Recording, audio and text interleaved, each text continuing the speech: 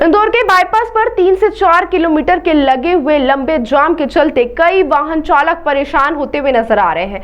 वहीं जाम के चलते उसमें फंसे 2 से 3 लोगों की मौत की घटना भी सामने है। इनमें से एक इंदौर के बिजलपुर के रहने वाले किसान की मौत हुई है।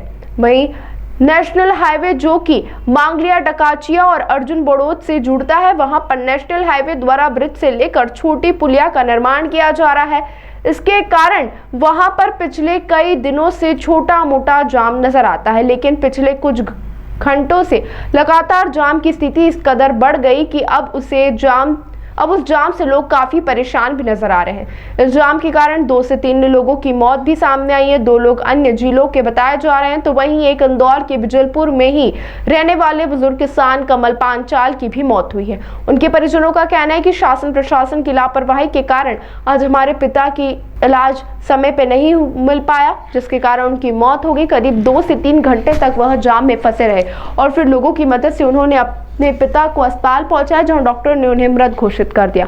उन्होंने पूरे मामले में शासन प्रशासन पर ही आरोप लगाए हैं। मेरे पूजनीय पिताजी श्री कमल जी पांचाल कल इंदौर से देवास जाते हुए, हमारी बुआ जी की 13वीं का प्रोग्राम था, उसमें जा रहे थे हम लोग। तो जाते हुए रास्ते में उन्होंने हमारा साथ छोड़ दिया।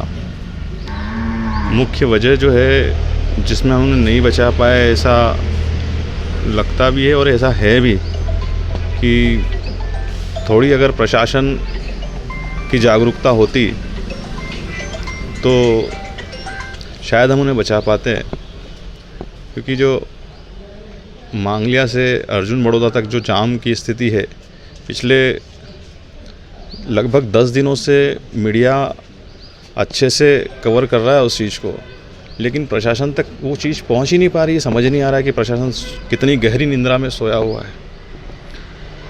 आज हमारे पिताजी हमें छोड़ के चले गए, साथ इस घटना से हम उभरे भी नहीं थे कि 2 घंटे बाद एक और न्यूज़ आती है कि किसी 2 परिवारों में और भी उनके परिवार के मुखिया उनको छोड़ के चले गए।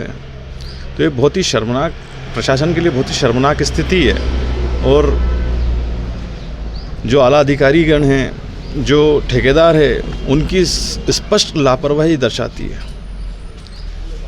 मैं कहना चाहूँगा प्रशासन से भी और आला अधिकारीगण और जो ठेकेदार है कि अपनी जिम्मेदारियों का पूर्ण निर्वाह करें, जिससे सामान्य नागरिक जो परेशान हो रहे हैं, 25-25 घंटे 20-20 घंटे जाम में फंस रहे हैं,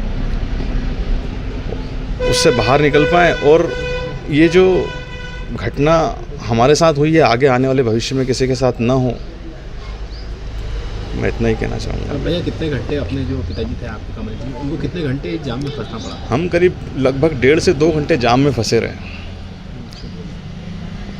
जब बीच में उन्हें घबराहट और बेचैनी महसूस हुई तो हमने कोशिश की कि जाम से निकलने की कोई व्यवस्था मिल जाए हमें, जिससे हम जाम से बाहर हो पाएँ, तो जिन्हें उनके तत्काल उपचार दिया जा सके। पर कहीं कोई प्रशासनिक अधिकारी की मौजूदगी वहाँ पर नहीं थी जो कि जाम को खोलने में हमारी मदद करे। मैं अकेला गाड़ी में ड्राइव करने वाला भी पुरुष था और पिताजी के साथ मेरी माताजी और मेरी धर्मपत्नी साथ में थी। अब हमें पिताजी की तबीयत अचानक बिगड़ने के कारण ना तो हम कहीं केंद्रित कर पा रहे थे अपने आप को कि क्या करें। बड़ी मुश्किल से हमने करीब आधे घंटे की जद्दोजहद के बाद हम जाम से बाहर निकल पाए। सामान्य नागरिकों से मदद ली, कुछ लोगों ने मदद की भी, जिसके कारण हम उस जाम से बाहर निकल पाए। और हॉस्पिटल पहुंचते पहुंचते बहुत देर हो चुकी थी। डॉक्टरों को ने प्राथमिक उपचार देने की कोशिश की, लेकिन जब टेस्ट किए गए तो पता चला कि अब वो हमारे साथ नहीं है। किसकी लापरवाही मानते हैं इस पूरे घटनाक्रम में? पूर्णतः प्रशासन, आला अधिकारीगण और ठेकेदार की पूर्ण लापरवाही साबित होती है, और यही इस घटनाक्रम के लिए जिम्मेदार भी मैं मानता हूँ।